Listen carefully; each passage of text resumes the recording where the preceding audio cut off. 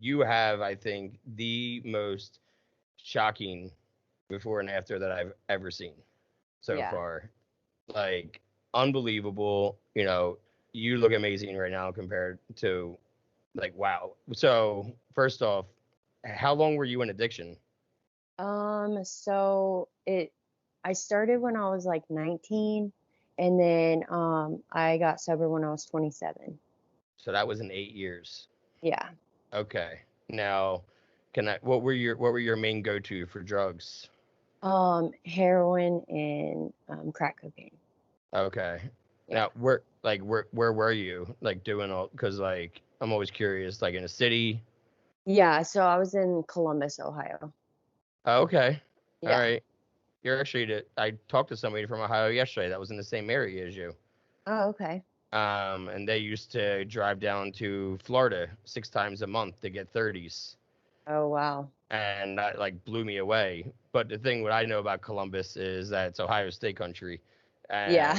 and you know the colors run blue in my family. Oh, okay.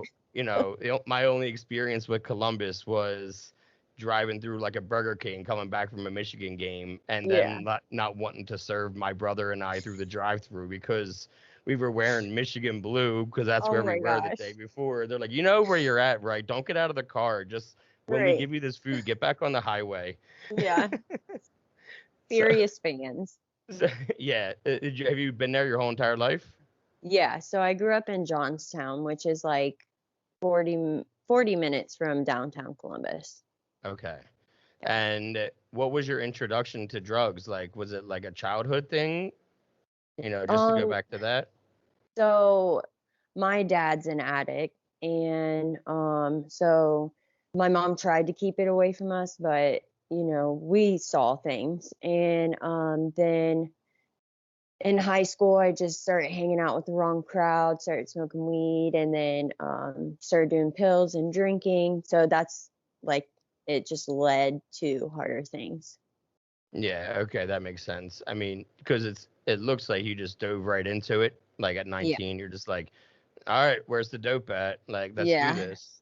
And, like, was that like your full-time job was, trying to get high and then getting high?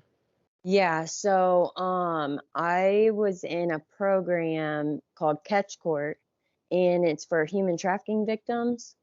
So I was in different situations, and I didn't really understand human trafficking. And like, yeah, there's human trafficking where they come and take you and sell you like that, but there's also where they seek you out. They look for vulnerabilities and weaknesses, and they see you struggling, and those people just come and find you and like promise you a better life and promise you all these things that, with my addiction flying high at the time, it they promised me what I wanted, which was drugs and money, and just to not have to